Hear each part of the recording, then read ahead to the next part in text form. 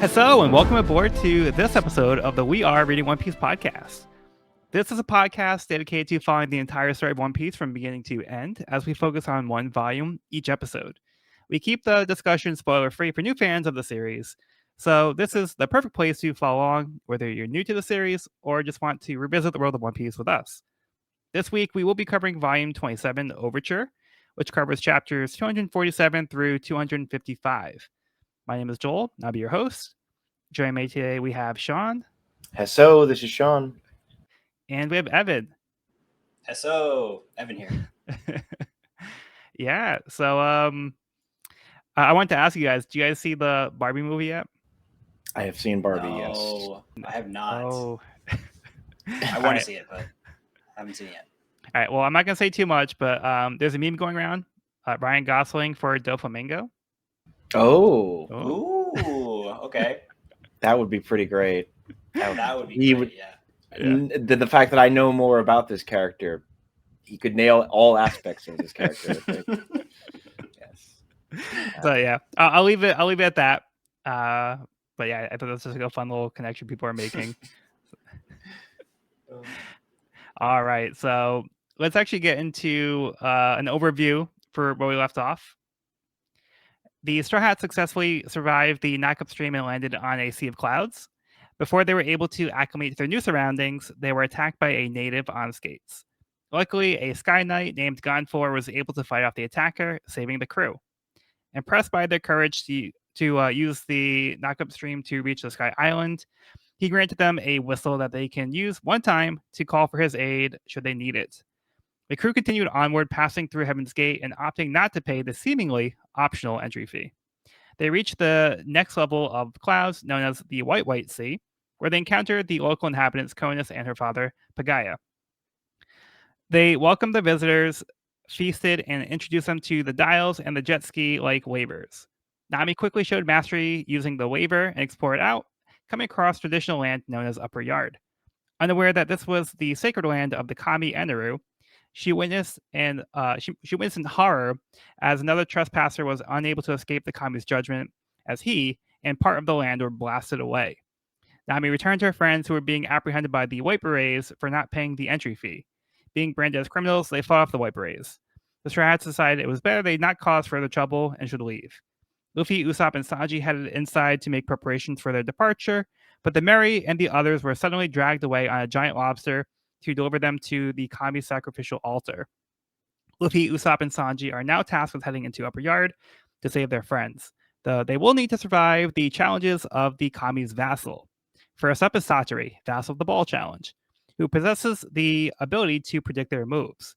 He knocks the Straw Hats off their dial-powered boat, Karasumaru, and they will need to defeat him quickly as their only means of escape travels down the stream. So yeah, we got the Straw Hats to Sky Island, and things kind of started off at a rocky start. So let's see if they can turn things around. But before we get there, Wapple's Omnivorous Rampage Volume 10, I'm the Little Match Girl. Wapple fails to gain sympathy as he tries to sell matches out in the cold and snowy streets. Oh, how the mighty have fallen. He's on a hard time. Dog peeing on his coat.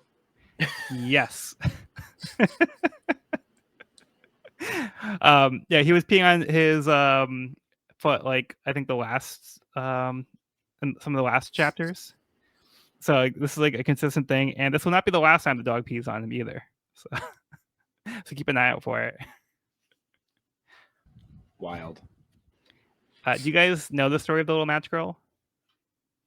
I think I might have heard it once years ago, but is it Japanese, I presume, or? It's not. Oh. But yeah, it's actually like super depressing. So yeah, it's like about a young girl who's afraid to go home to an abusive father without selling the matches. So like it's like cold out, so she decides instead of going home, she's gonna stay in the alley and light the matches to try to stay warm. And then she starts like envisioning like happier things, and she has like these happy memories that she starts thinking of like her grandmother, who was like the only person that was like kind to her. And then eventually she just dies in the alley and freezes to death. Christ. Jesus. What's the moral of that story? The world is awful and things suck. Yeah, that's brutal. Yeah, I think that's a takeaway. Yeah, so hopefully Wapple has a better fate than that. Honestly, whatever. Anyway, let's move on to something a little bit less dour. Chapter 247, Ball Challenge. Satori taunts his victims as their boat travels further away. Luffy tells his friends to go get the boat and he'll take care of the Vassal. Luffy is quickly dispatched as Satori avoids Luffy's attacks and slams him into a tree. Usopp spots the Karasumaru, but Satori has shifted his focus onto them and attacks him with surprise clouds. Luffy has recovered and strikes back with a Gum Gum Gatling out of frustration, though this causes chaos as he hits the surrounding surprise balls, causing them to bounce around and trigger them all at once. As Usopp sees Luffy swing on a nearby vine, he remembers his new ingenious invention, the Usopp Ah-wah-wah! He launches a rope from his belt and swings from a tree to reach the Karasumaru, but forgot to incorporate a way to release the rope as he swings back to where he was. As Sanji tries to take a moment to come up with a game plan, Satori doesn't give him a moment to catch his breath as he takes him out with one blow. Back at the altar, Chopper has been left alone to watch over the Mary. The crew decided to leave the Sky Knight's whistle on the ship in case anyone needed it.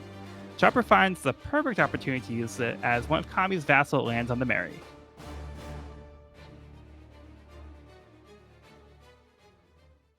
All right, who wants to start off here? I just got to find the chapter on my phone here. Sorry. All right, Evan. This was fun. The pinball wizard with the mystery balls. Yeah. It was a fun fight sequence. I think Luffy kind of like going in there, guns a-blazing. Didn't really work to his advantage this time. Very little tact. It was cool. We're kind of seeing the, what they're up against more in this battle. Yeah, so this is like our first introduction to one of the vassals, really, to see like what they can do. And it's tough when the opponent can see your moves and they can just dodge them.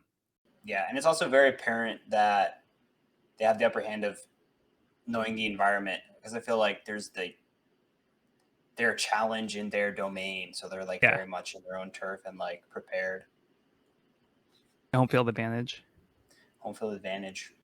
Oh my gosh, I love the very last page of this chapter when Chopper blows the whistle. That like the way Oda draws it, he like slowly turns and then just like literally puts his heart and soul into that whistle and just is like whistling for his life. That was great. And there's like a super menacing opponent in the background. Like such a great panel. Yeah. Satori's little asshole he's anything but little, but he really is just a extremely annoying person to fight. A little bit. He's very smug the whole time too. He certainly is. Oh, I love his one of his opening lines. Bring it on. We'll see whose cookie crumbles. It's a good one. Yeah, so I think the surprise balls are like a fun twist of the battle, because on top of like Satori already seeming to have the upper hand, now there's like this element of they don't know what they're going to run into. So if they make contact with any of these balls, it's going to do some kind of random thing to them. So there's an element of unpredictability. So like Satori has like the upper hand because he can predict what the other person's going to do. So now like the Straw Hats are already like in another like worse situation, because on top of that they also don't know what the balls are going to be doing. So yeah, they're just kind of like in a bad spot all around. Yeah, and they truly are a mystery. Like it's not just like, pick your poison. It's knives or explosions or something. It's like crabs and birds flying out of these balls.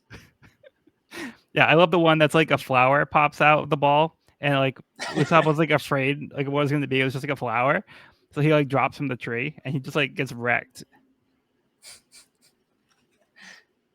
The Usopp Awa, like I'm just saying, put this on Shark Tank. How well do you think it's gonna go? I think Mark Cuban is all over that.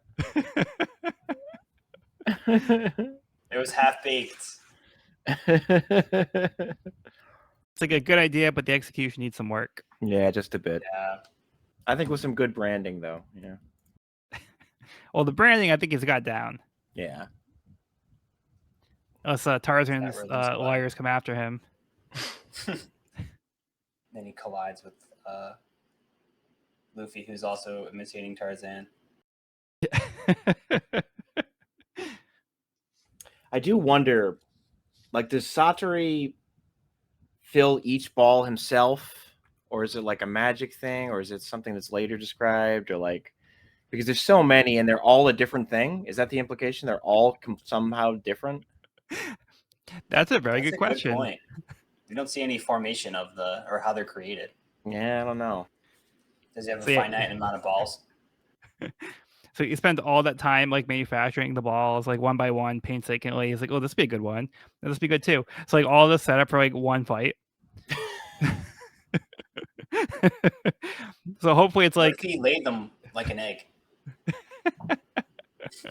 And he doesn't know because they're a mystery. Like I don't think he knows what's in them. So like, yeah. So he spends all this time. So hopefully it's like between challenges or challengers. Like it's not like, oh, like next day. Like here you go. It's like he needs like a week or two of prep time to just straight up like spend all the time like getting these ready. He's like, wait, hold on, come back to another challenge. Like come back to mine later. Like I'm not ready. We're still working on it. We're still working on it. Now, realistically, he probably has like a team. I think he probably has like a factory, like or a team, like yeah, just like keep him going. So like he doesn't even do it himself. He's like, you guys prepare these for me, bring them over to my territory when it's done. I'll be waiting. You know, like a couple of them. It's like, oh, they're all different. It's like one's got a cobra and another one has like an asp. Like it's like, oh, they're both snakes that are poisonous. It's like, okay, whatever. Like, oh, they're different though. It's are they really? Like, are the balls made of cloud? Yes. Oh, yeah. Okay. So that's why I think they probably produce them somehow. Gotcha. That's why I think they're manufactured. Damn, there goes my egg theory. He lays them all himself. Yeah. I'm sorry for giving you that image. He doesn't know what they are. Well, now we know where clouds come from. Exactly. Yeah, and then Sanji at the end just kind of gets wrecked, which is like really shocking. Because he's like in the middle of a sentence. He's like, all right, you guys don't like fool around. All right, now here's what we're going to do. And then in the middle of the sentence, it's like, boom. And he just gets like knocked out. Yeah, dude packs a punch in close combat. All right. Any other thoughts on this one? Got to figure out how to beat this big ball of bullshit.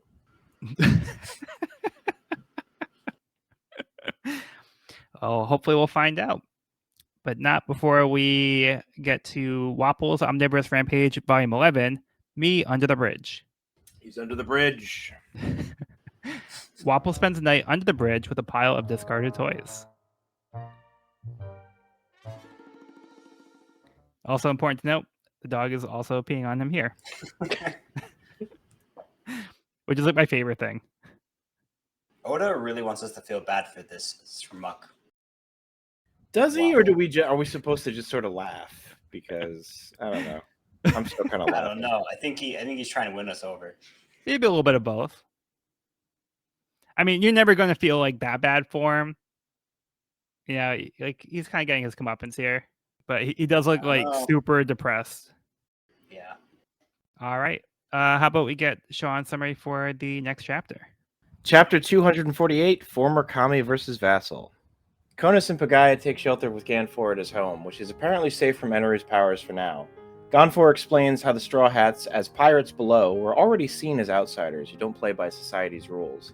Conus asks if that is what Ganfor is now. He says it's a matter of perspective and talks of how he once allied with a band of lively pirates many years ago. We learn that Skypiea has been at war since almost the beginning, with the people known as the Shandians, the same masked guerrilla fighters we have seen before. The Gaia says that Ganfor tried to make peace with the Shandians when the old man was Kami, but all was lost when Eneru unseated him. Ganfor then speaks of an ancient legend, where the beginning of the war between the Sky People and the Shandians started with a beautiful sound echoing across the land. He believes that the next time the sound is heard, the fighting will finally end. At this moment, Ganfor is suddenly summoned off by Pierre as he races off to duty, which is just swell because Chopper is in deep shit. Our furry doctor is trying to quench the flames that are enveloping the Merry-Go's mast. Eventually, he is forced to rip it off and toss it away, lest the whole ship catch fire. Gallantly, if unsuccessfully, he tries to defend the ship from Shura, the Sky Rider, one of Eneru's vassals.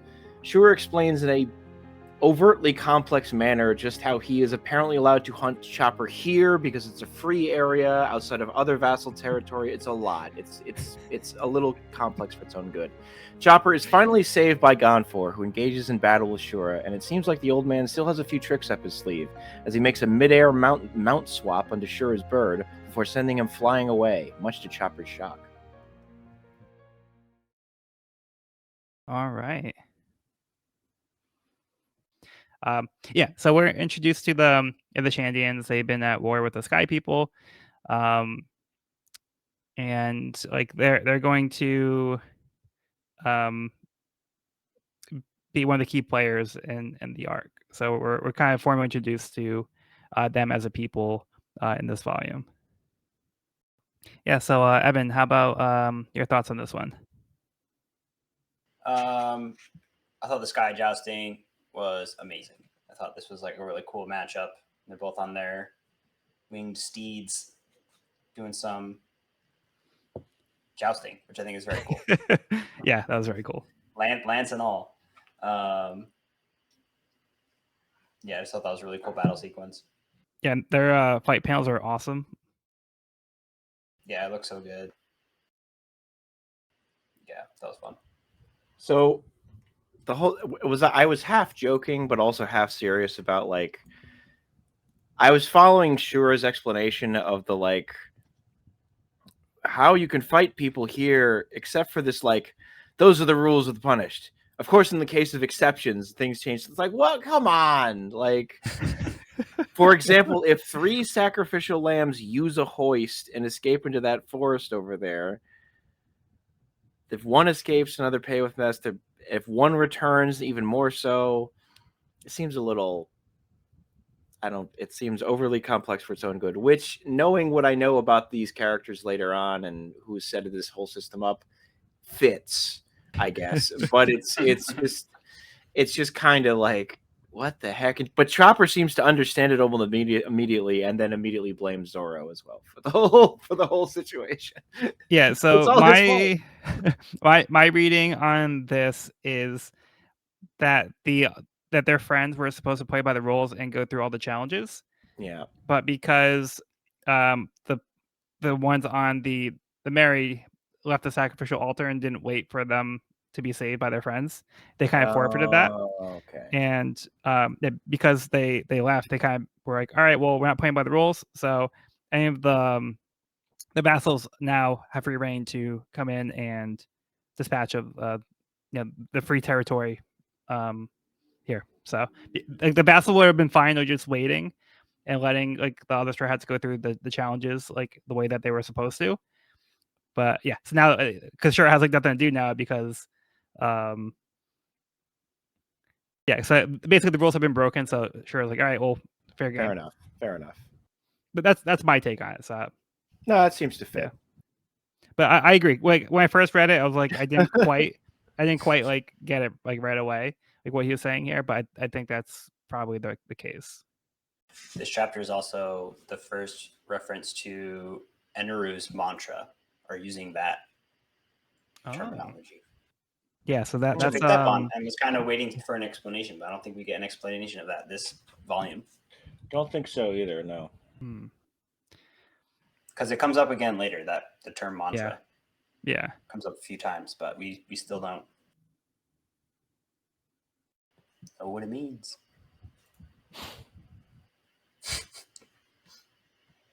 That pumpkin juice sounds good.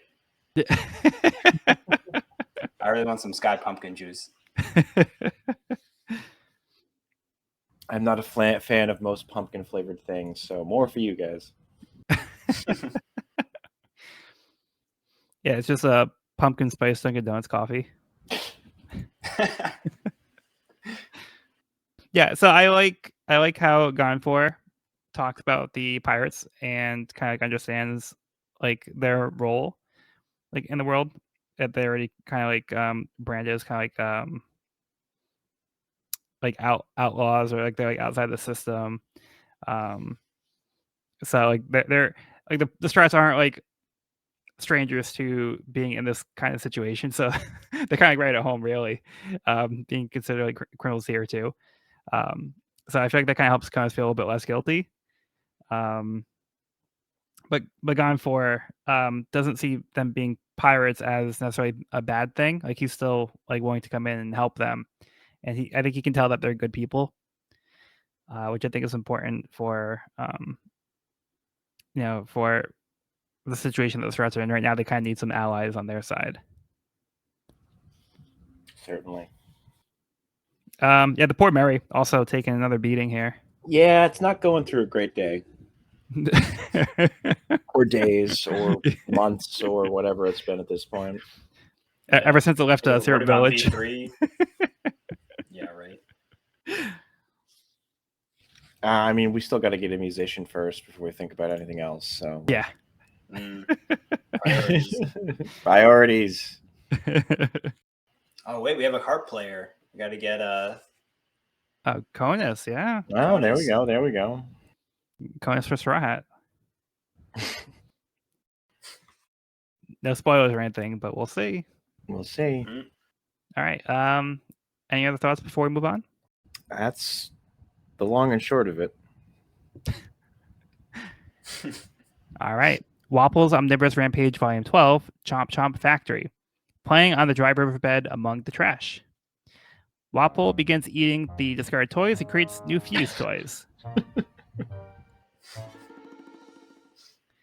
I'm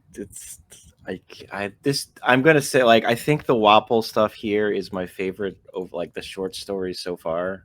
It's just so cartoonishly like look at this piece of shit. Like, you just look at him just like making stupid toys, and he's like, ugh. I wish we could get full dialogue because I'm sure it would be funny as hell. Like, yeah, he's still looks depressed. He's just kind of in the back. He's like, I don't even know what I'm doing with my life right now, and like I'm just like spitting toys out. Like he's like crying as he's doing it. Like, and apparently he got so fed up with this dog. He got so fed up with this dog, he ate the dog and fused it with this other like box thing. He's like, all right, this dog's not gonna pee at me anymore.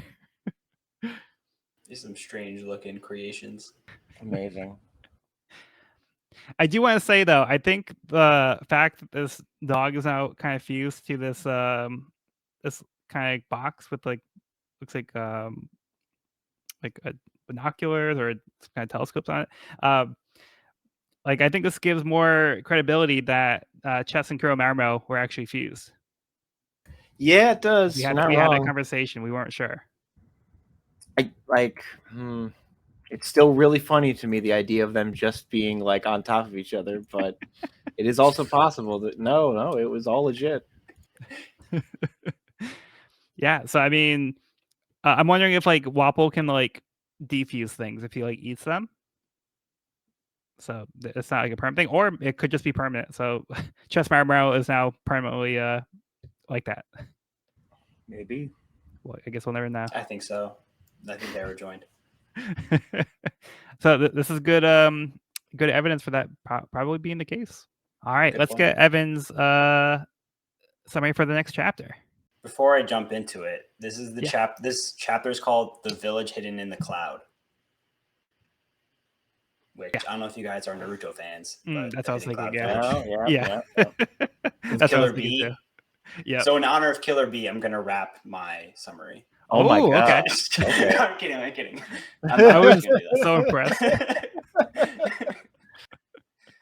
All right. I'm not doing that. Chapter 249, The Village Hidden in the Cloud.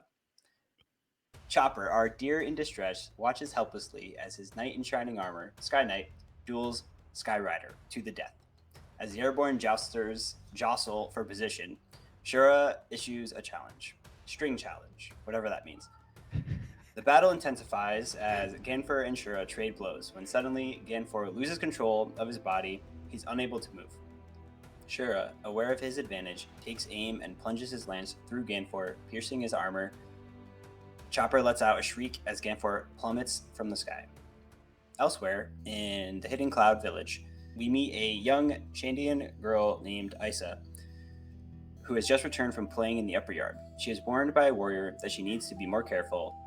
That game could get her killed. In the town center, the Shandians have gathered to discuss Ganfor's appearance in the upper yard. The warrior named Whipper seems to be in charge and bears a recognizable mask. He hopes Ganfor and the Vassals take each other out, as they are both his enemies. Two birds without having to cast a stone. Meanwhile, in the sacred forest, Nami, Zoro, and Robin search for the kami.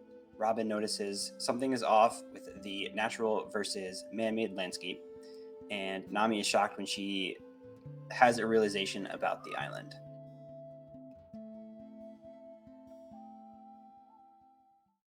All right.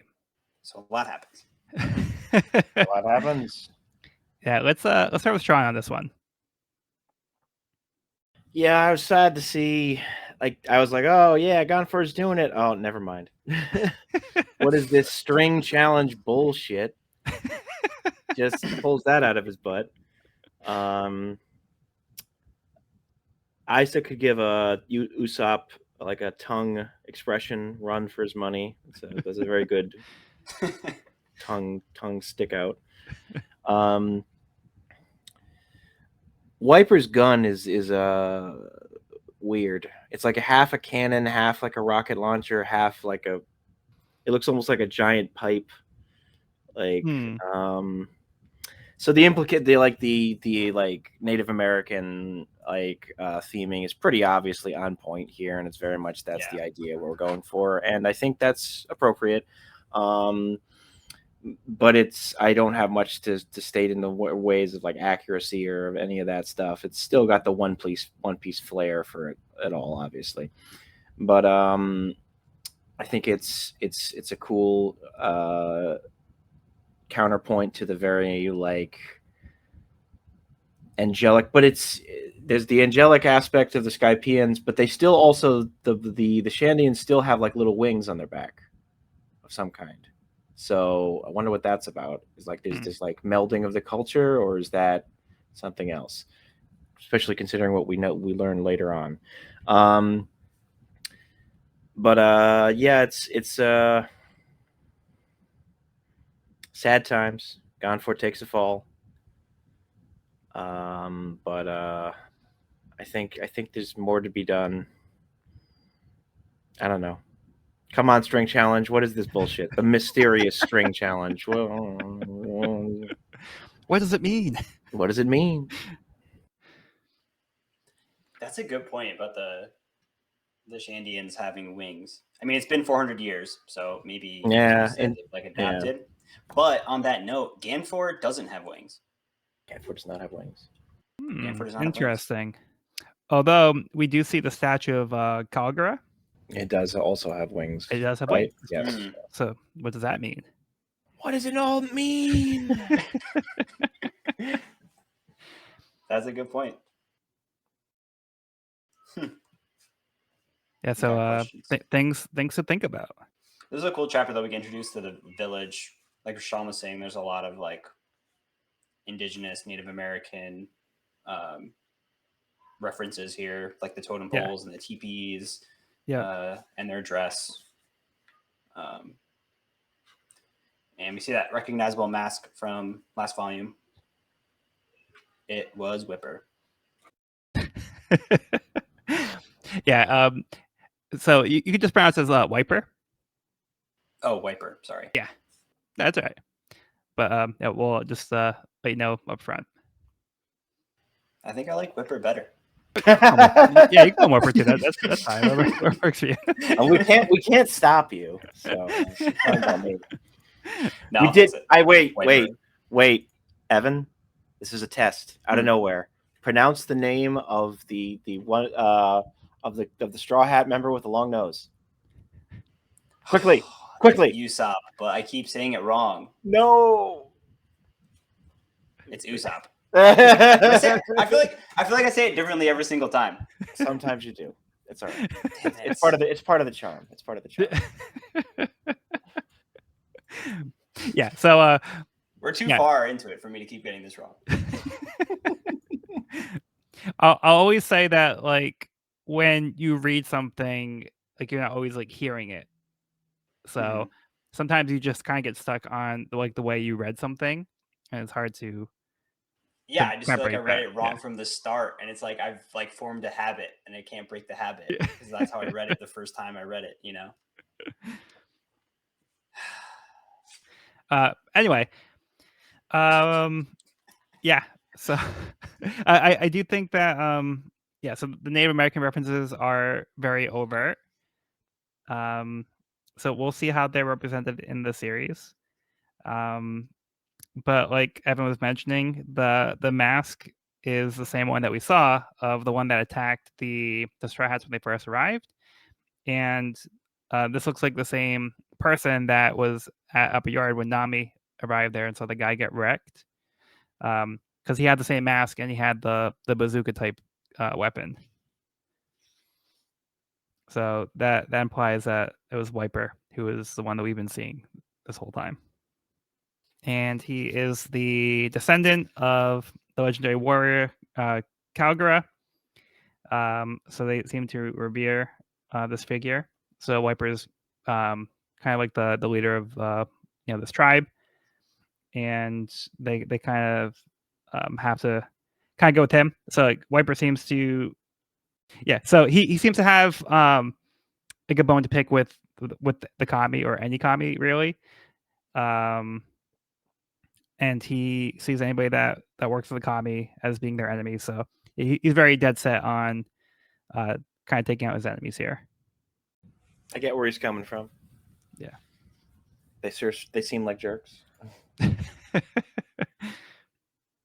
and then we get this interesting point that Robin's noticing that there's like the well that's growing under the tree, and there's kind of like an imbalance between the nature and the civilization. So like this doesn't seem like the well was grown this way. Like the well wasn't put here on purpose. Like the tree kind of like grew over the well. Something and then is afoot. Yeah, and then Nami seems to have some kind of starting realization. We don't know what she saw, but she saw something that is now getting her interest. And then lastly, the string challenge. It's not entirely clear why it's called the string challenge. I don't see any strings. I don't know if you guys saw any strings, but I don't think so. And then Shura seems to have this ability to cause Gonfor to not be able to move. So then that allows so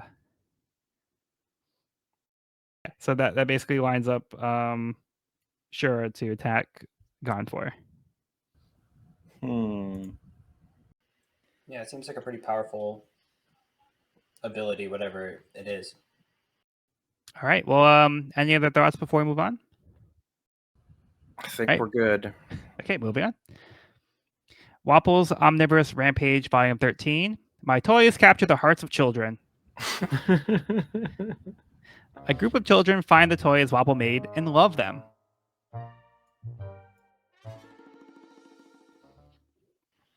I have a feeling these toys are like alive. I feel like they're, like moving on their own. Do you get that feeling as well, or no? Do you think they're just inanimate? I maybe. They seem pretty high tech.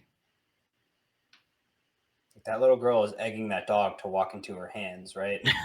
Yeah. Or she doesn't know how to play with toys, one or the other.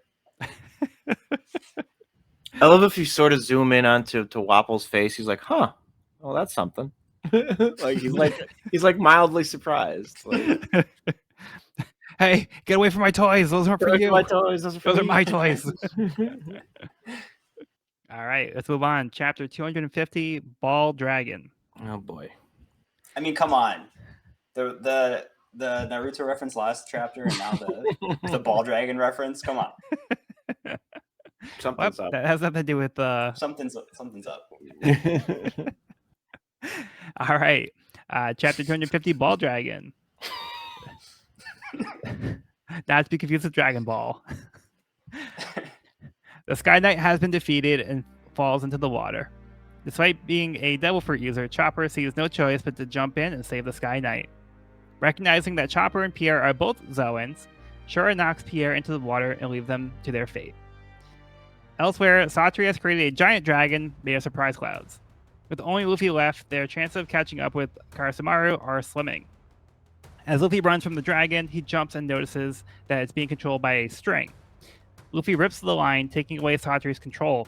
Out of desperation, Satri pulls Luffy with the rope, but Luffy's still holding onto the other end of the dragon. The dragon explodes and sets off all the surprise clouds. Satri sighs in relief that he was fine. To his shock, Luffy was too. Usopp tracked down where the exit is, so they just need to get there before the Karasumaru. Sanji has also survived the explosion, telling Satri that he accepts his challenge. He warns Satri that he has a challenge of his own, the challenge of love.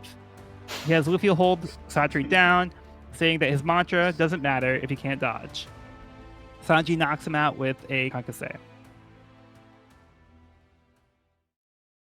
which happens to mean it's a cooking term used to rough chop an ingredient, usually vegetables or fruit, or in this case, balls. Very successfully. All right, thoughts on this one? It was very satisfying to see this big ball of bullshit just get absolutely shellacked.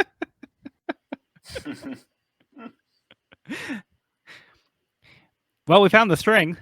We found the string. Yep. One swift kick to the ball, and that'll drop you.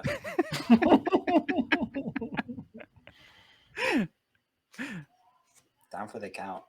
They mentioned mantra again, too, at the end of this chapter. Yeah. We still don't know what that means.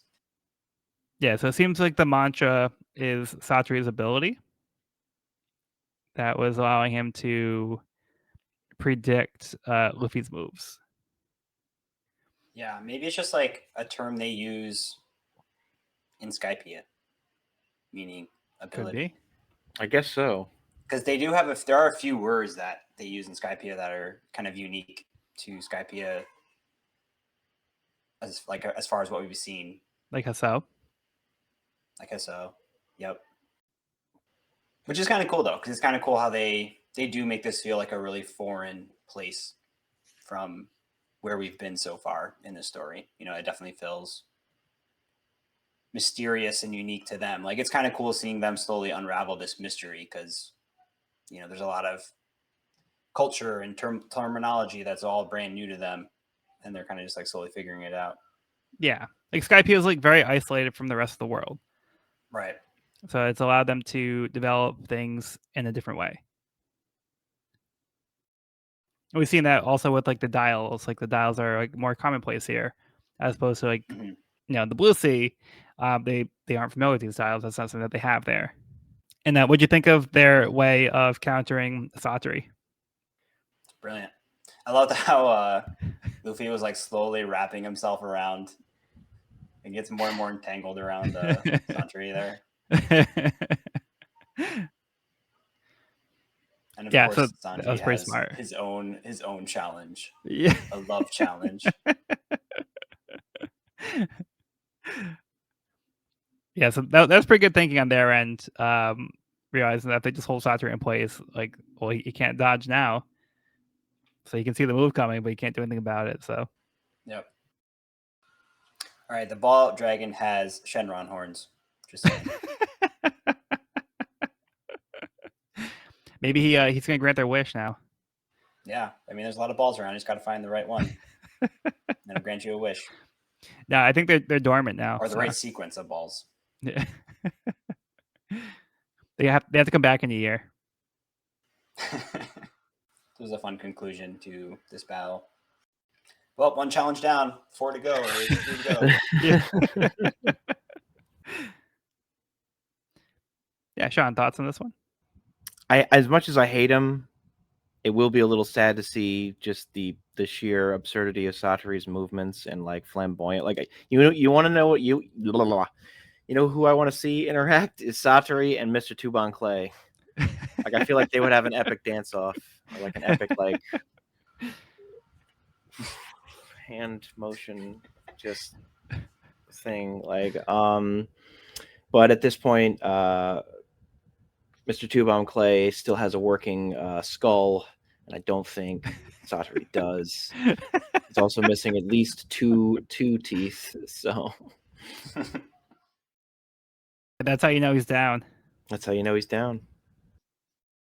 Oh, also, so I think Sky Rider misspoke in the beginning. He says, if the river were bottomless, perhaps they'd stand a chance of surviving. Unfortunately, this river does have a bottom. When he mean fortunately? So they wouldn't stand a chance of surviving, right? So I think he's saying that because they're Delphi users, that if they kept going, eventually they would have come out the bottom, and they wouldn't just immediately drown. So that there might be some way that they could survive by maybe falling. Right. But fortunately, the river does have a bottom, so they'll die. Not unfortunately. I mean, unfortunately for them, but fortunate for him. Yeah, so I think that's what he means. Like, unfortunately for them, this river does have a bottom, so too bad. Yeah, so I don't think he's saying good for me. That works out better for me. So yeah, he just accepts that they're gone there, so no need to dive down there and try to finish them off. There's no way they can survive. No way. There's no way. No one could possibly have survived that. Okay, are you guys ready to move on? Ready. Wapple's Omnivorous Rampage Volume 14, selling toys to make some cash. Wapple starts eating berries as he starts selling his toys after seeing how popular they were with the kids. You know, I gotta appreciate his business acumen. His toys have improved a lot too. They really have. I do appreciate that you could see how he originally tried to sell them for 200,000 or 1 million. How much is that? I think it was 1 million. 1 million berries for one toy, which he then lowered a little bit down to 50 berries. That's a big jump. Okay, all right. I'll be honest. I overshot it a little bit. Okay, just a bit. Just a tad. On me. Look, I had out every digit too. Yeah. He started with the right side zeros. He just kept going. Yeah, he kept going. Yeah. Found the sweet spot. Yeah, actually, I think that's exactly what he did because he crossed out the 100 altogether. All the other zeros were one at a time. So he reduced it down to 100 berries, and then he slashed it in half to 50. Good businessman right there. Excellent and, stuff. Yeah, he still looks like super depressed too. Like he still feels like, oh, what have I been reduced to? But yeah. I love that one kid right behind the who's like the first one at the bottom of the staircase. He's so fucking hyped. Like he's just like, yo, like he is One Piece pog facing, like Nintendo 64. Nintendo 64.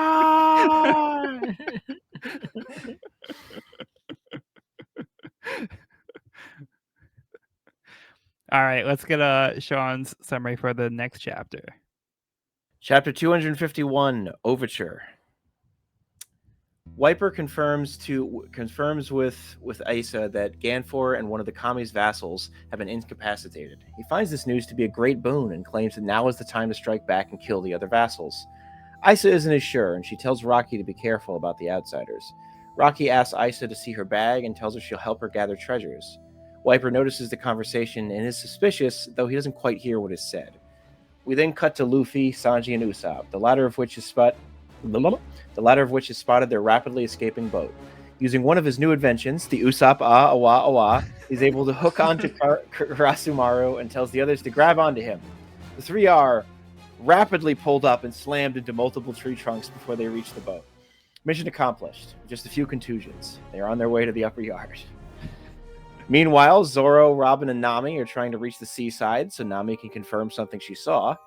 Meanwhile, we cut to one of the other vassals with excellent hair, who wonders if they have underestimated the sea people. But for now, he knows he must.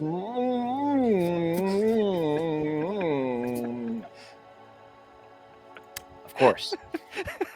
Even meaner while we see the sunglasses vassal having a one-sided conversation with his hound Holly in a field of impaled skulls. He is also surprised by Satoru's defeat, but is resolute that there will be no dawn for the Kami's enemies. Even meaner while the Shandians launch their attack. In a coordinated display, they open fire on the forest, swearing to bring back the light of Shandora. The three conscious vassals, including Shura, are immediately aware of their presence. Meaner while squared, we see Chopper, Ganfor, and Pierre have all seemingly been rescued and are still breathing. Before Chopper can set to work on treating their wounds, something interrupts him and makes him scream. Finally, the ultimate meanwhile. Nami, Zoro, and the others discover the missing half of Cricket's house from Jaya, which leads them to realize that the massive forest they've all been trudging through this whole time is in fact the missing half of Jaya, Nolan's fabled El Dorado. Whoa. Wow. That was a great reveal. Also, Sean, those wiles are getting pretty mean over there. Pretty wild mean. Pretty mean. Pretty mean. Yeah, so Evan, take it away. Yeah, this was such a great reveal. I didn't really see that coming. But it really brings the puzzle together in a beautiful way. And I thought that was just really, really well done and really fun. And like we get the little flashback of the house before that was like cut in half, and we saw it had like the fake facade, like that fake flat front. And what I thought was just like, this wackadoodle kind of guy with this wacky house. But now it all comes together. And like I said, this whole time's really been a mystery. So it's nice getting like a big piece of the puzzle revealed here. And I thought it was done really well. Yeah, for sure. And El Dorado, we're there. It does exist. It does exist. It does exist. You also get a little reveal of some of the vassals. This one guy really gives me Aku vibes. From like Samurai Jack. Yeah. Yeah. That hair. Yeah, I could see it. And it seems like he forgets to open his mouth when he talks. Which Sean quoted very well. Yep. Like he was able to read between the lines. He knew exactly what he was saying there. Quoted it to the letter. Secret little trivia here, Evan. Gadatsu here, what he's actually saying, he's explaining exactly what the One Piece looks like.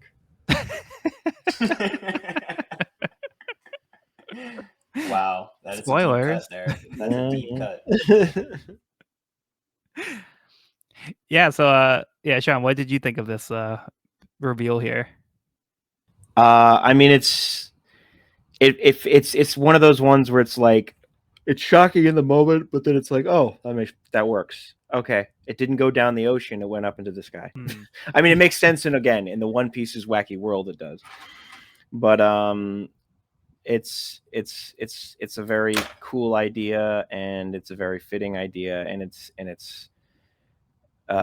it feels like the first like real big discovery the crew has had. Well, besides discovering the existence of Skypiea in general, this is like a real like tangible part of the world that like does anybody else know about? I got the crew the first ones to figure this out that aren't residents of Skypiea or Shandia or whatever. Like I don't think like did Crocodile know this place existed? Like our biggest, like did like it's just really cool to see how far the crew has come in terms of like making just like tangible discoveries about the world and finding adventures that even the big names don't know anything about. Yeah, I get the very distinct impression that not very many people make it up here, and if they do, they probably don't survive. Nope. Yep. Yeah, I get the same vibe.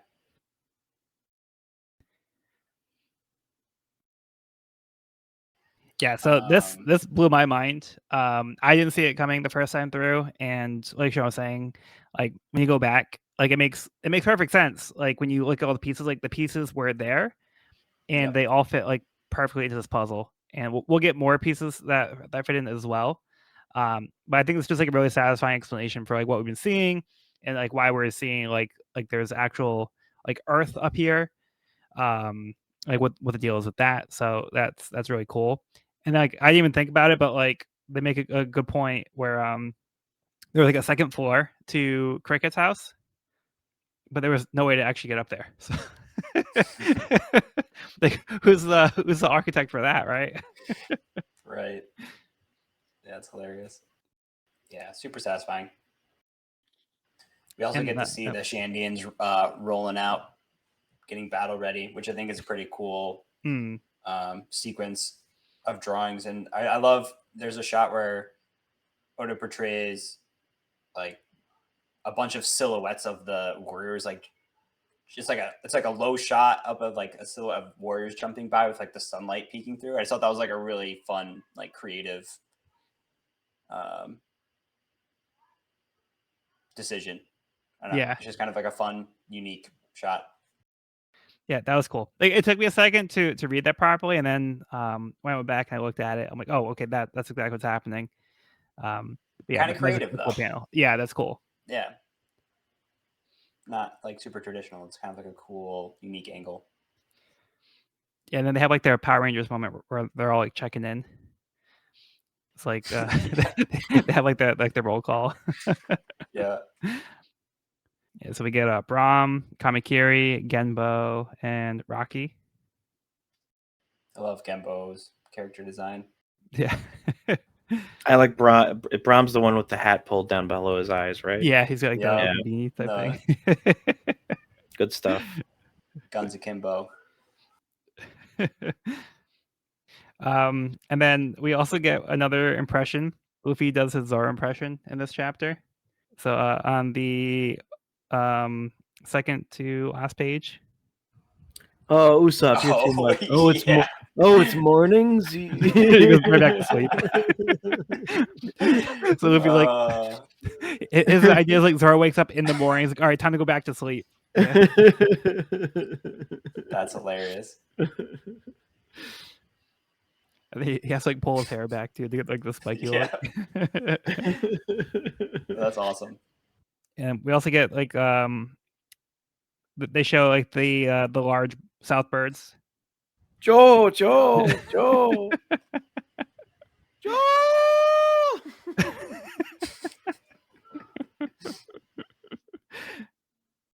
It all makes sense. Yep. Of course they're there. It's Jaya. Yeah, and then I did think that that line that Sean alluded to, where the Vassal, the sunglasses says, "The sun is about to set, and for the enemies of Eneru, there will be no dawn." So that was a pretty metal line. It's a good one. Not as metal as the guy revealing what the One Piece looks like, but I understand we're not all as hearing powerful as I am. But yeah. That's why he was like, man, I can't get like stood up by this other guy. I gotta get a cool line in too, like that guy. Exactly. Oh, and then we also get the detail that Isa also possesses mantra. Oh. Yeah, something about she can tell when people get incapacitated or something. Oh yeah. Do we get that yet? Yeah, so it's like an awareness of presence. Yeah, like Wiper says, according to your mantra, 2 of them are down for the count. And she's like, they blinked out about the same time as Gonfor. About the same time, like Gonfor and probably one of the Kami's vassals. So yeah, it seems like she has like some kind of ability to like sense like the presence of other people. So a different application of mantra than we've seen so far. So it's not the same as Satri. And still not 100% sure. Some sort of reference to like abilities, but I don't really know. And then the last thing I wanted to mention was when Sean's doing the summary, I realized that we're pronouncing the Usopp Uwa wrong. It's Usopp Uwa. Oh. And then now the sickness starts playing. Wow. That adds a whole new vibe when you just just like fires the Gosh.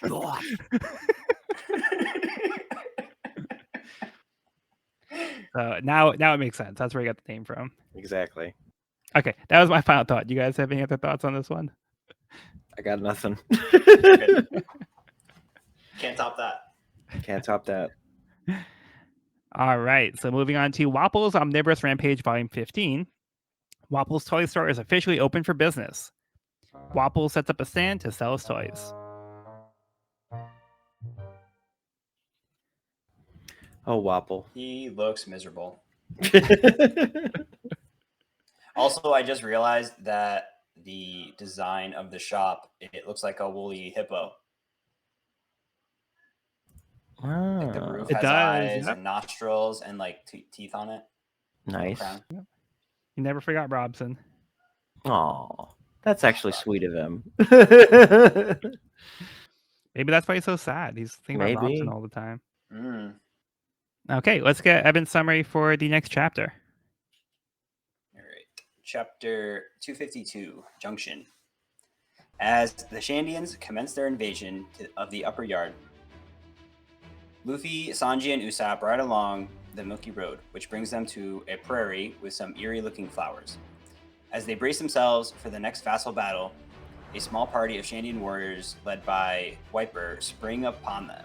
In a hurry to join their comrades, the warriors pass them by, but before saying goodbye, Wiper shoots an explosive round at the Straw Hats. Luffy deflects the shot with a gum-gum balloon. Luffy asks Wiper what was the meaning of the attack, but he is answered with a threat. If you value your life, go home, or we will erase you. At the sacrificial altar, Nami, Zoro, and Robin return to the merry-go at the same time as Luffy, Sanji, and Usopp. Chopper fills them in on all they have missed and continues to care for Ganfor. The Straw Hats decide to go on an adventure to search for the lost city of gold, El Dorado. El Dorado, a whale's vagina. Oh, okay.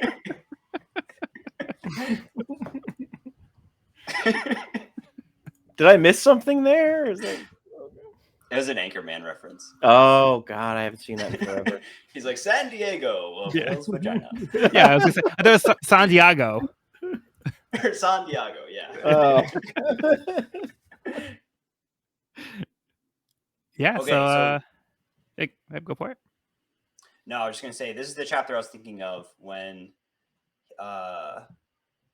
Wiper says, "Oh, he's a like Paramisa user," and I think like that's what they refer to as like devil fruit. Yeah, so I was going to mention this. I'm glad you picked up on it. Yeah, he said a Paramisa user. I'm probably pronouncing that wrong. But... Yeah, it's Paramecia. Yep. Other translations I've seen is Paramithia. Like Mithia. But Biz goes with Paramecia.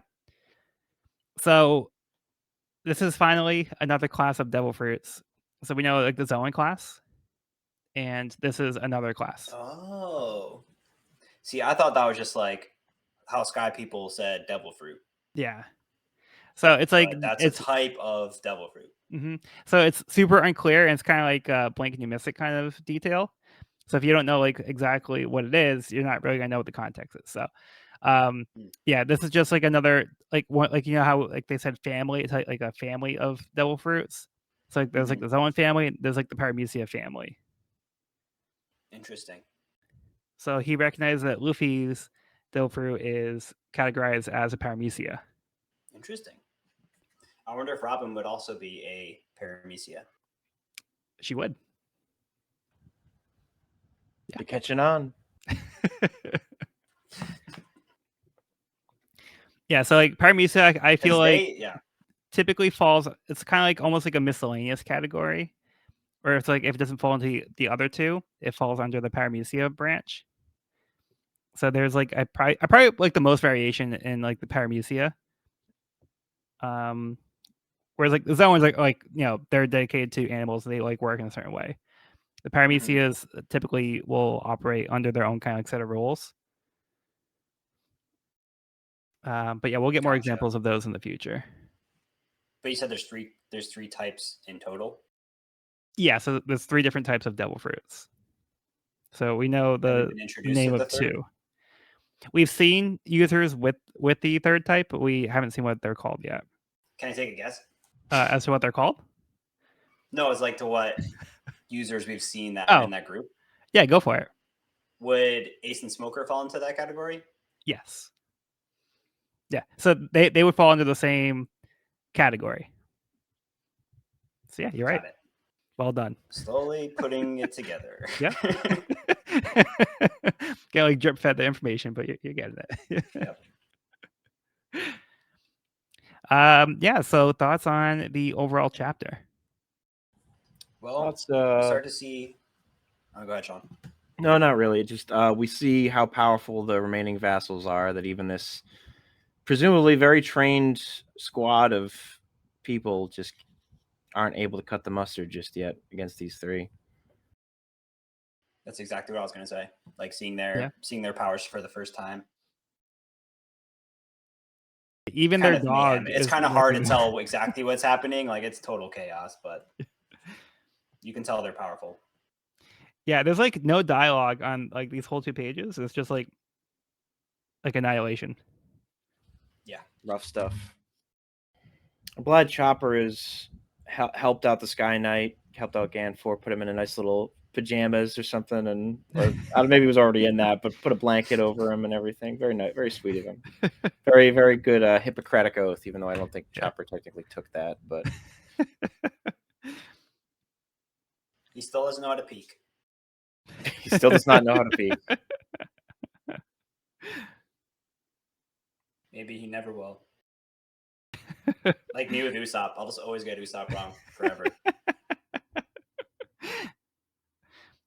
And I like how Luffy's like lifting up like Gonfor's beard. He's like what's up with this beard? And, and the Chopper's just like freaking out in the background. Like, why are you touching my patient? No tact. And the page before, I like Chopper having a moment. He's like, "I'm gonna become a strong, reliable man." He's like all fired up over here. I also love when Sanji gets back. He's like, "Hey, Nami Robin, I passed the love challenge." Like, what's that even mean? Challenge he set up for himself. Yeah, that was funny. He probably said that just so he could say that line when he got back. Yeah, it was planned out. Yeah. Yeah, so it seems like they bypassed the other challenges altogether. So, which is a little sad. I kind of wanted to see those challenges. Maybe we still will. In their own way. Yeah, so the other vassals are now preoccupied by the attack with the Shandians. So the Strouts kind of lucked out here. They just were able to do the one challenge, and they had smooth sailing from there. It's all gonna go great. Yeah. And now they're like, let's go. Let's get out of here. We got nothing to do with any of that drama, so let's go get some gold. I appreciate how Sanji's like, come on, we're pirates. Like, gold, we can't pass that up, y'all. Like, if we're gonna be pirates, let's be pirates. Like, enough of this saving the world shit. Let's get some goddamn booty. Nami's like, you're speaking my language here. Yeah. I love on the last page of this chapter how Oda does like a little sliver of each character, and like you kind of get like one little line from all the Straw Hats. Yeah. And Oda does this a lot, and I love it because it's just like he puts a lot of character into like each of those little blurbs, like each line for each character. Yeah. It's like a nice way of giving characters like a little moment instead of like Yeah. 'cause a lot of times like when you have like too many characters, sometimes it's hard to balance them, and it feels like some characters just kind of getting forgotten about and like they're just kind of there. Like I feel like a lot of times like with like Mhm. even like Avengers, like X-Men, like when I'm reading some of the comics, sometimes it feels like there's always like a character or two that just kind of feels like they're just there and they don't have like Yeah. a unique voice.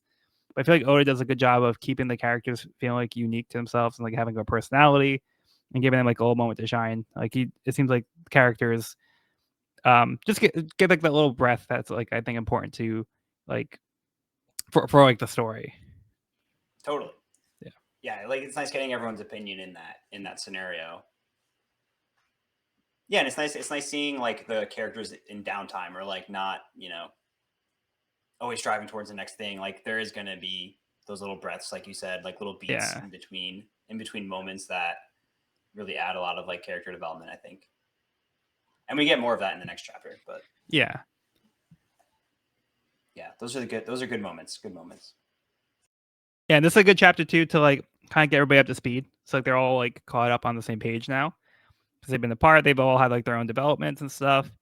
And they're all able to kind of like have like a little get together and like Usopp has like his little chalkboard. So they get a couple like on the mantra, like they're looking for the gold. Like Jaya is part of Jaya is here. So now their goal is shifting from getting off the island as soon as possible and like just trying to get away from like judgment, and now they're like gold, you say? Okay. So now that's their main purpose for being here is to get the gold before they leave. Yeah, I just realized Zoro's like, what's this mantra thing about? Nobody answers him. No answer. Sanji says, I'm not sure, but I think they use it to predict our moves. Oh, well, yeah. Oh. You might be right. At least partially. Yeah. Yeah. It's not a bad supposition. That's their only experience with the mantra so far. So they don't know any other applications for it. All right. And then I also wanted to just briefly mention in the SBS, there's a little detail that was nice. That one of the readers noticed was that Nami is now wearing Nojiko's bracelet. Nojiko's wearing the bracelet throughout Arlong Park. And at the end, like they notice that she's no longer wearing it, and now Nami has it in all the future panels. Yeah, Oh. that's a super tender moment. Yeah.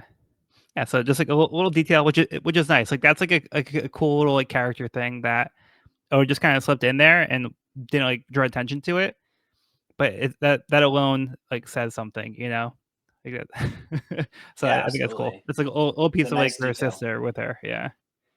All right, let's move on. Wapple's Omnivorous Rampage, Volume 16. All of a sudden, business is booming.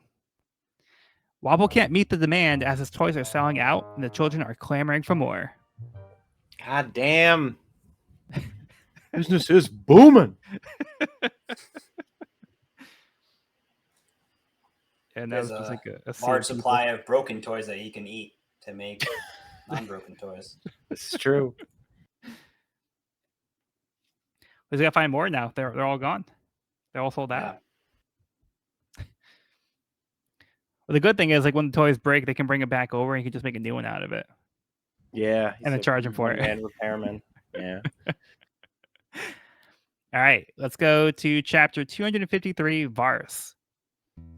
Kamakiri is down, so the Shandians decide to retreat for now and recoup.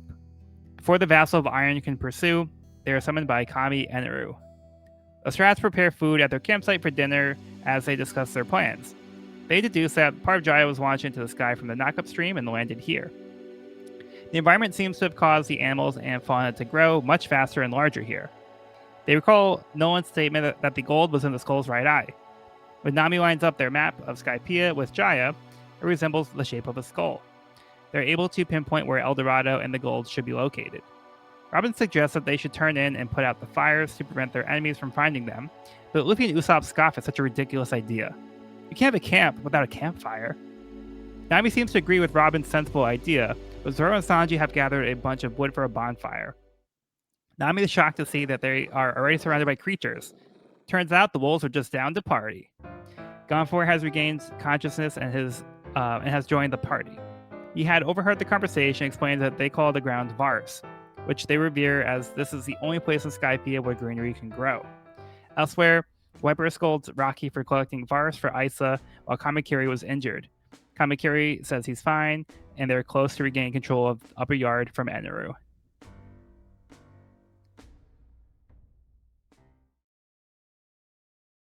All right, let's start with Sean here.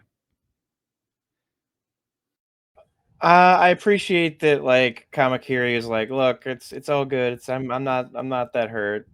And that I don't know where he's really feeling that they're ready to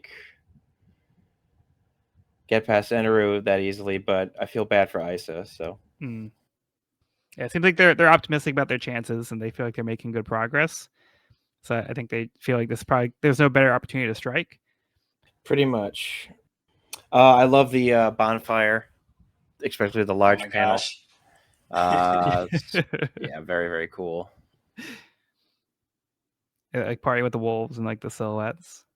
I love how like Sanji and Zoro were also like one step ahead and like they got Luffy's back, you know.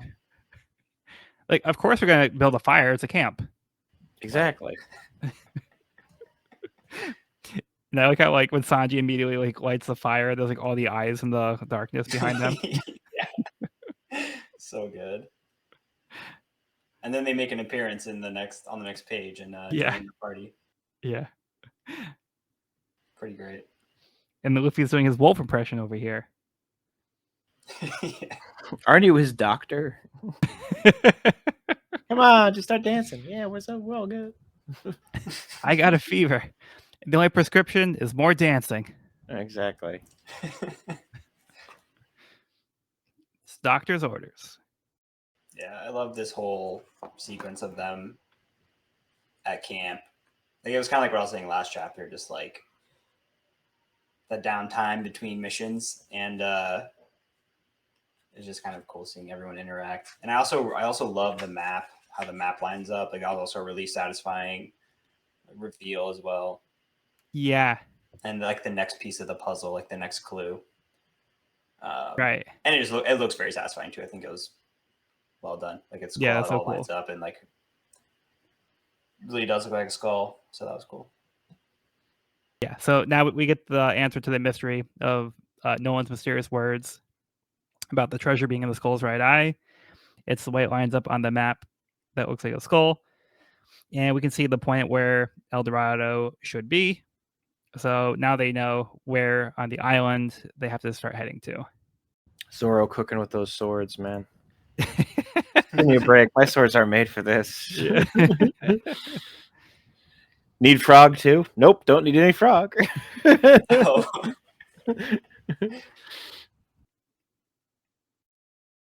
Yeah, they're all kind of pitching in. Yeah. Hold it. There were some weird ingredients just doing now. their role. Nami with glasses is I gotta admit I'm a fan. Yeah, they kind of pieced together here that the explanation for Jaya ending up here was because of the knockup stream. It's being different places. Must have been like a really big knockup stream.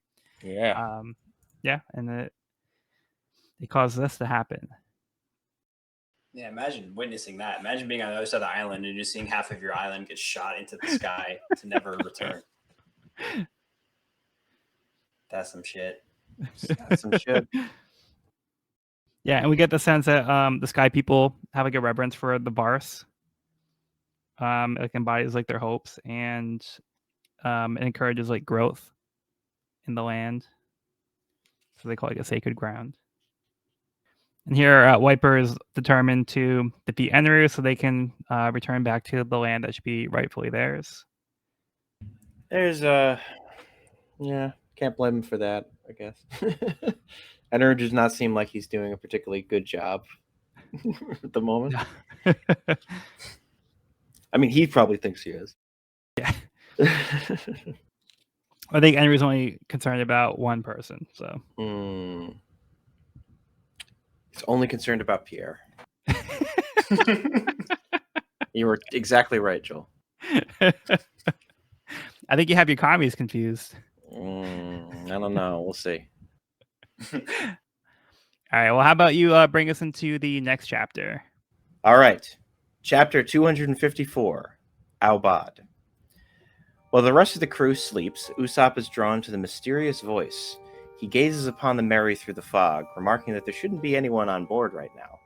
We see the shadow of a figure wielding a hammer, and the word smile is spoken, before Usopp completely loses his shit, screams, and then faints from fear. Zoro finds him later, calling him hopeless.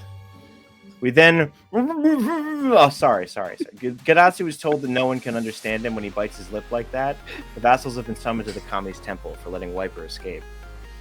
The temple gates open and the massive Yama, the commander of the Heavenly Warriors, finds the vassals fighting amongst one another. He admonishes them, but each one of them claims the others are holding them back from their own true power.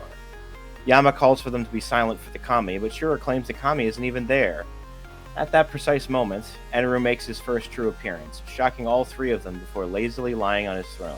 He claims that they haven't been taking the situation with the Sky People seriously and says that they are after Skypia's secret gold. Starting tomorrow, Eneru will lift all restrictions on hunting the intruders. The vassals can fight them anywhere they wish to. He says that the outsiders cannot interfere with their plans and that the so-called Maxim is nearly complete. He tells them they will set on a journey to the world of their dreams. Meanwhile, no, we're not doing that again, don't worry. The crew awakens to find the Merry repaired, albeit somewhat shoddily. Usopp feels vindicated that what he saw wasn't a dream. The Merry-Go is lacking wings once more, however, which Usopp finds mysterious. How did this mysterious repair person know what the Merry originally looked like? He wishes the ship could talk and tell him what happened. Finally, Nami maps out a route for them to seek out the gold. A route that, very specifically, she will not be joining them on, as she openly admits that she is scared to do so. But the plan is to rendezvous in the East Seashore, nonetheless set, and the crew is ready to go.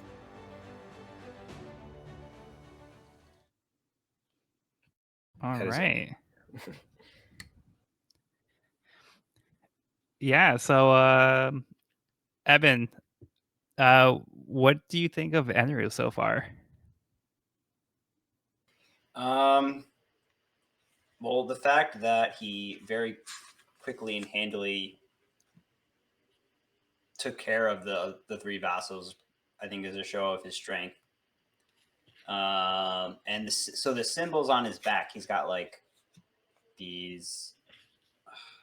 We don't know what they are yet, but they kind of look like drums almost, or like, I don't know. They're kind of like 4 spherical objects connected to his back, and they have this symbol on them, which I looked up because I feel like I've seen this symbol a lot in different series and different references, and it's called a tomo. I might be pronouncing that wrong, but it's a common like symbol regularly seen on shrines of Hachiman, the Japanese god of archery and war.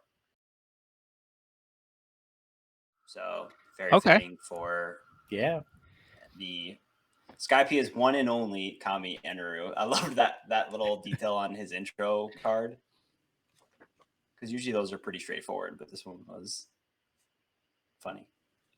Yeah, so it's interesting. I think there's actually another god that I think this is alluding to a little bit more directly. Interesting. So, have you picked up on what Eneru's ability is? I guess not. I feel like this is a little bit like the crocodile situation. Although I think this one is not disguised as much. But I think when we find out for sure, it'll become clear. Are you saying it's obvious now? So there was like I point out in the last volume that there was a sound effect before I think it was when they were on Yeah, it was like it was like a buzzing kind of sound. Yeah, it was like a buzzing sound. Now I'm like scouring this for clues. Yeah. So I don't know. I'm not convinced. I'm not. I don't think it's like clear and obvious to someone Yeah. who hasn't had it explained yet. okay. So I won't say any more than that, but I will say that his design is specifically referencing another god. Gotcha. All right. But yeah. So with Enru, so we see him for the first time, and I think he bears resemblance to Eminem. So, yeah, will the real Sky God please stand up? Mm-hmm. Oh my god! Did someone say the real Slim Shady? Yeah, so I think it's like a known detail that like Andrew's actually modeled kind of after Eminem. So we've seen like other characters too, like Django has kind of like a Steven Tyler / like Michael Jackson kind of influence, but like Oda will actually pull designs from people from the real world. So like, he'll use like real people as like references for his character designs. No way! You're being serious. You're being I dead am. serious. Absolutely. There's I a am there's a actually. character later on that you'll, by just how distinctive his face looks, you'll know exactly. Like you want. I don't think you'll. I didn't know who this person was, but his face is so distinctive. Like, oh, that's clearly like, that's too distinctive. It's So-and-so. so. Yeah, it's like a person. That is like. Well, I mean, I know Django. Django was a pretty obvious reference. Yeah. Yeah. Damn. But we are also introduced to the other vassals a bit more formally here. So we see that the Skybreeder is Ohm, who's the vassal of the Iron Challenge, and we have Gedatsu, who's the vassal of the Swamp Challenge. He also seems to have a problem with biting his lip when he tries to speak, and nobody can understand what he's trying to say. I think Ohm and Zoro are going to have to go head to head. I think it's destiny. We'll see. Anyone wielding a sword that big is going to have to fight Zoro. It's kind of how That's it a goes. direct It challenge. just has to happen. Damn, I really want to know what the God reference is. Yeah, and then we also get a little insight into Enru's goal. He talked about something called Maxim and how it's almost complete. And then when it is, this island won't matter. So it seems like he has his eyes set on like another location. Big plans. Yeah, so he's not just sitting here being like, this is good. He's like, I have my eyes set on something else. And what do you guys think of the Mary just being repaired mysteriously? That's the weirdest thing so far. Yeah. I think Chopper repaired the ship in his sleep and forgot about it. Chopper's just sleep repairing. He's like, he felt so guilty about tearing the mast off that he's like, all right, I gotta restore it back to how it was. Didn't it fall into the water though, or? Yeah, he threw it right into the water. Yeah, I don't So know how it's he gonna be got it tough for back. Chopper to get it back. Yeah, he almost drowned doing it. The silhouette makes it look like a small person, but it's not much to go off of. Maybe. Yeah. Yeah, I also wanted to mention the title is Aubade, which is a poem or a piece of music which is appropriate to the dawn or early morning.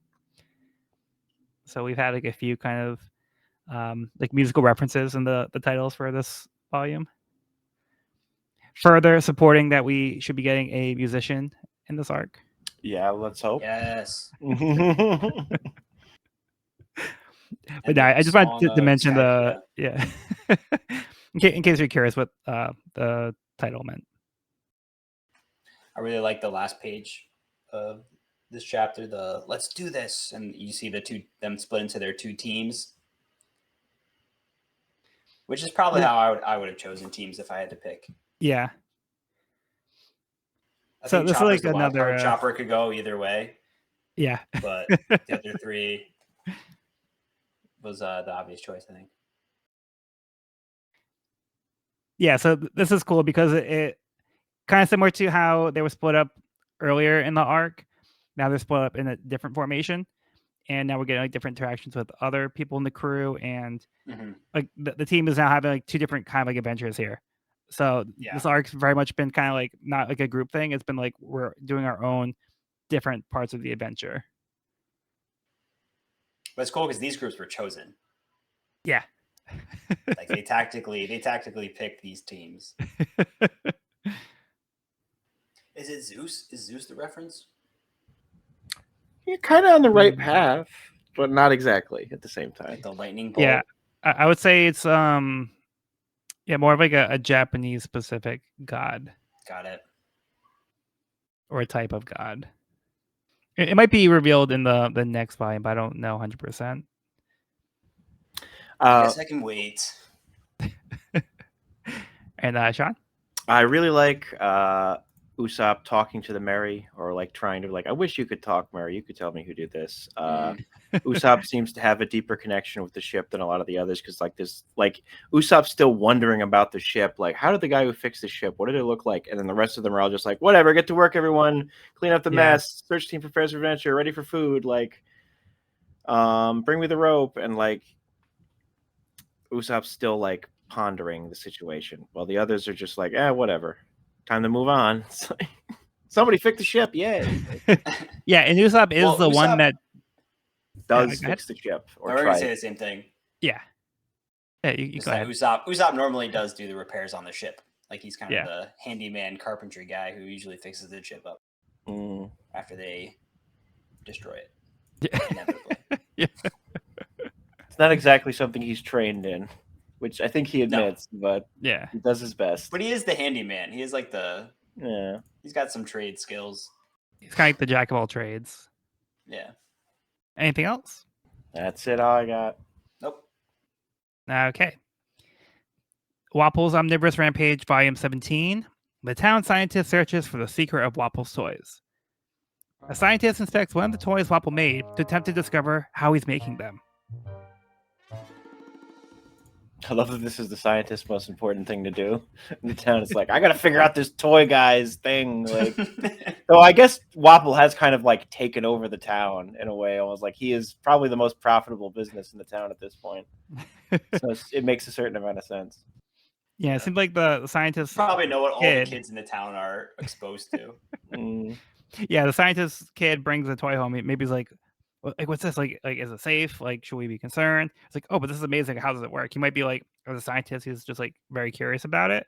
So I don't know entirely from this story like what he's trying to find out here, but it just looks like he's interested to see like how it works. All right, Evan, how about you finish off the volume? All right.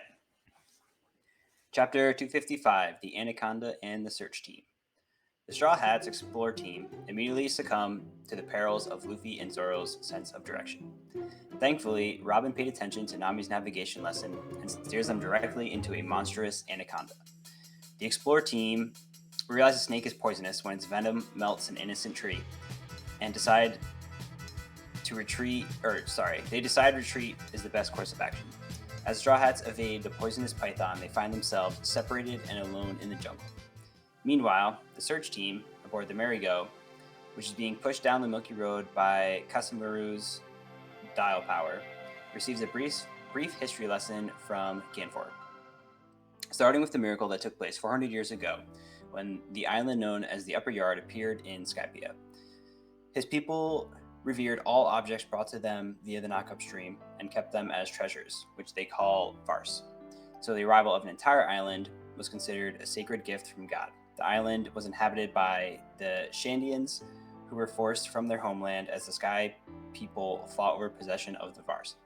While Ganfor was the Kami, he was overthrown by Eneru, who enslaved his heavenly warriors and became the Kami. Ganfor then became the Sky Knight in order to protect his people and grant fleeing heavenly warriors safe passage. Kami Eneru is a dangerous tyrant who is controlling the Sky people and considers himself a god. To be continued.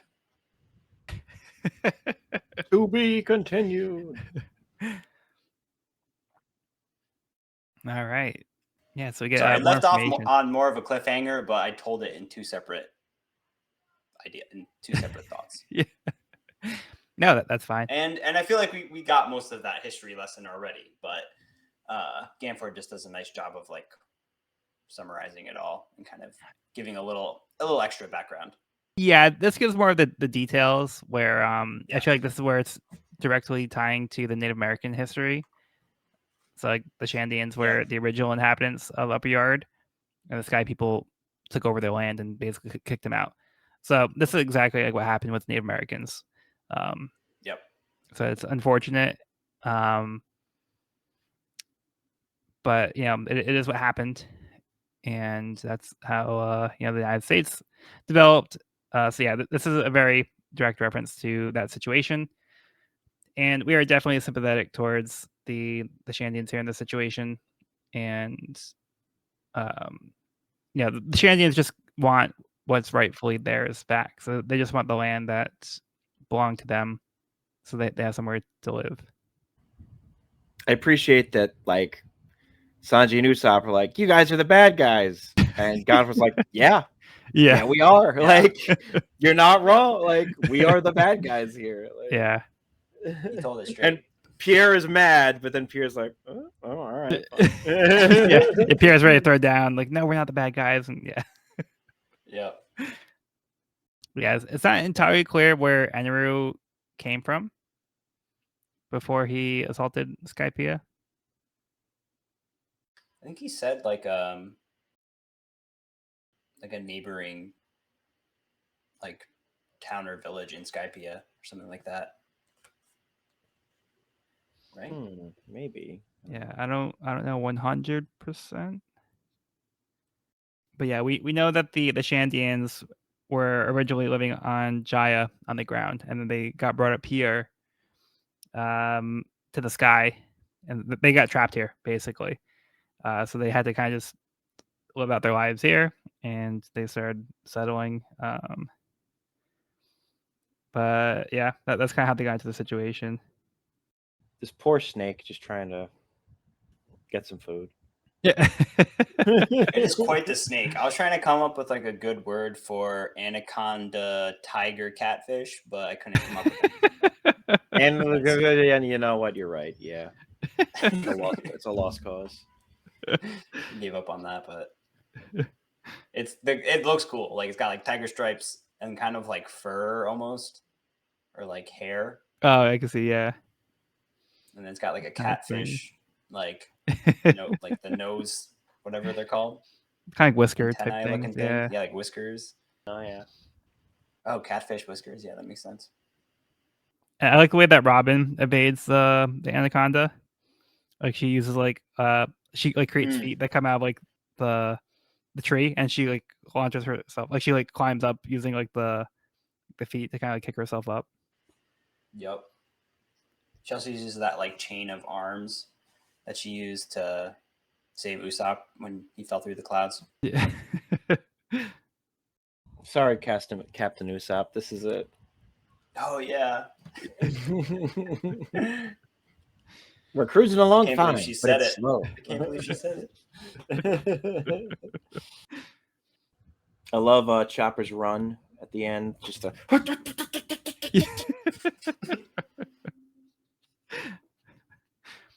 I like earlier when Chopper notices that Luffy has a stick. He's like, Luffy, that's a neat stick you have. And then Luffy's like, nah, isn't it? But you can't have it. I found it first. And Chopper's just like, oh, you're so lucky. And he's like, a stick. So he's trying to find the stick. So like Chopper's like just very like much influenced by like the other people in the crew. Yeah. I love how calm Robin is. Like, I'm in the back course, but no one's coming. I wonder if they got lost. I should go ahead and wait for them. And then we cut the Chopper just absolutely losing his mind. And then Zoro, of course. Zoro's in friggin' like. Zoro's back in Syrup Village at this point. Yeah. Like, he's just like. There was never any hope there. Yeah, I like how he says, I have the map pretty much memorized. Take my eyes off for a second and look what happened. I go right. They said it's the right eye, so I'm gonna go right. Yeah. Yeah, and then Luffy again, navigating the direction based on the like how warm things are. So like that was how he tried to find north. I think he tried to go like where it was colder. That's why he tried to go north, because like the North Pole. So like in Syrup Village, he was going north. So he thinks if I go south, it must get warmer. So he thinks it's the opposite of north. I mean, look, I admire his critical thinking skills. They don't have to be right for me to like them. Yeah, then like everyone's talking about like at the beginning of the chapter, like Luffy and Zoro are fighting about which is the right way. So the two people least qualified to direct anybody, like they're the ones trying to call the shots, like where to go, and they're insisting that their way is the right way. Luffy's like, Zoro, where are you going? That's the wrong way. It's the opposite direction. West is this way. And like I said, Zoro's like, no, right. You gotta go right to the right eye. It's this way. Classic. Yeah, so they're Yeah, trying to go. Robin is Luffy's so trying to go cold-headed. west. yeah. Like Luffy's trying to go west. Zoro's trying to go. Do you say east or just right? Yeah, so he's trying to go right. He's not even trying to go east. He's trying to go right. And then Robin's like, "Can you tell him that we're going south? We're not even going in any of those directions." I love Yeah, Zoro's Robin's so looking cool. Zoro looking at the snake, just uh-oh. But then of course Robin, tee hee. Yeah, Robin's just having a good time over here. Yeah. Yeah. And once and I again, love amused when by Luffy. they show the reaction of everyone seeing the snake, and Luffy saying "run." It's a giant snake, but with a huge smile. Chopper is like crying. He's screaming so loud. Robin is like expressionless and is just like admiring the size of the snake and being like, "Oh, this must be due to the Skypea environment that it's grown so large." Yeah. And Zoro's ready to just chop it up. Excellent. Solid. But the disparity between Chopper's reaction and Robin's reaction is hilarious. And I really feel like Chopper is the character that could have been in either party. Like the other three really fit their two roles, and Chopper's kind of like the wild card, could go either way. Yeah. Because he's a bit of a scaredy cat, but he is also resourceful in battle situations when he's got something to fight for, or like is like in the fight, you know. But yeah, he is separated once again. So like earlier in the arc, he was by himself Yeah. and he had to try to fight for himself, and now he's separated again. So poor Chopper. Poor Chopper. I think Usopp's been a bad influence on Chopper. To a degree. He just seems like more of a scaredy cat since he's joined the Straw Hats than like when he was fighting for, you know, himself and using his power ups, battling. Maybe. A little bit. Yeah, again, I kind of feel like he picks up the traits of the people around him a little bit. Yeah. So like, you know, kind of to that point, maybe like Luffy kind of like inspired him to stand up and fight a little bit, in Drum Island. But like, yeah, now being like around Usopp, yeah, maybe that's kind of wrapped off a little bit. But I think that's always part of him as well, because he was also like hiding wrong. Oh, totally. Like, yeah, he was like afraid of people. So I think there's a little bit of like a mix there. And then the last point I wanted to mention for this chapter was, so Gonfor gives context that the people of Skypea are living a life of oppression and they're in constant fear of judgment. So they're like afraid of like, you know, all these like classes of criminals that they could be like deemed as, like they might immediately be killed if they do something wrong. So like the reason why Konus was leading Luffy and Nick the other Strats to the Karasumaru was because like they would be killed essentially if they didn't like cooperate and try to hold up the justice. So they're living under constant fear of death. So you can see where they're coming from and why the other people were so like eager for like Luffy and the crew to like go along with it, because like they were like afraid that they would all be wiped out if you know, they didn't cooperate. So that's kind of like the conditions for Skypea, where they are right now. So it seems like it's peaceful, but they're always like afraid that something might happen, and to the point where like even some of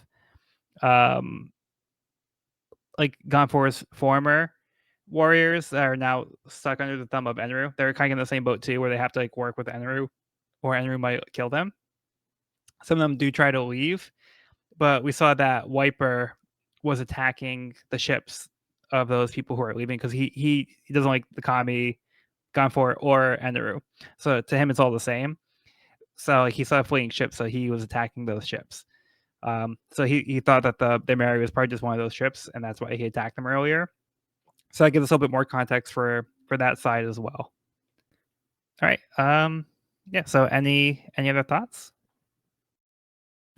I'm loving this guy PR so far. I'm really Nice. excited to see like get more details on Kami Eneru and like the meaning of mantra. Like I feel like after us discussing it and like going over it a second time, we have Isa who has like an awareness of like where people are and what they're doing, and Kami Eneru also has like a strong awareness of like where people are and what they're doing, enough to like inflict the beam of death on them or whatever whatever it's called. We haven't figured that out yet, but like it seems kind of like Sanji said in that moment, that it's like they know like what they're going to do or where they are, something like that, some sort of like connection. I don't know. I'm excited for it to unfold. I think like I said, it's kind of been like a fun mystery that's been slowly unfolding, and like these characters are in uncharted territory, so it's kind of cool experiencing and like figuring out the mysteries of Skypiea and El Dorado and all that. So it's been cool. Yeah, nice. Yeah, I like the mix of wacky, like wild universe, like just completely different place than we're used to, but also the serious tones of the IRL influence here of the people fractured from their own land, and both literally and figuratively. It's a really cool like take on like a kind of rebellion versus a status quo kind of story, and the way only One Piece could do it. Totally. Yeah, for sure. Yeah, I think that this is definitely a fun volume for Skype as a whole. I actually forgot like how soon they actually answer all these mysteries. So I'm glad that we're able to get some of these answers like this soon into the arc. I feel like they're very satisfying as well. Like the explanations that we get, they fit in nicely, like we talked about earlier. Like the pieces were set up very well previously, and like we get more of Skype as a whole. Like we kind of get an idea of like the people that are living here, and what they're going through, how everything is set up. So I think this is like a really nice a nice volume as a whole that just kind of really fills in Skypiea very nicely, and it sets the stage for where they're going from here. So now the Strats have a new goal. They're looking for getting the gold here, and I think that's going to be a fun driving force going forward. Can't wait. All right, but that will conclude this week's episode of the We Are Reading One Piece podcast. You can find this episode wherever podcasts are found at wearereadingonepiece.buzzsprout.com or on our YouTube channel at We're Reading One Piece. This is a spoiler-free channel up to where we've recorded the podcast so far, so if you're new to the series, you can visit the channel there. You can also find me and this podcast on my YouTube channel at Pirate King Codex for various One Piece content. Next episode, we'll be discussing Volume 28, Wiper the Berserker. I've been Joel, and I've been joined by Sean. Meanwhile, I've been Sean. And Evan. Meaner while. Hesso. All right. Well, be sure to bring along all your hopes and dreams, and we'll see you on the next episode.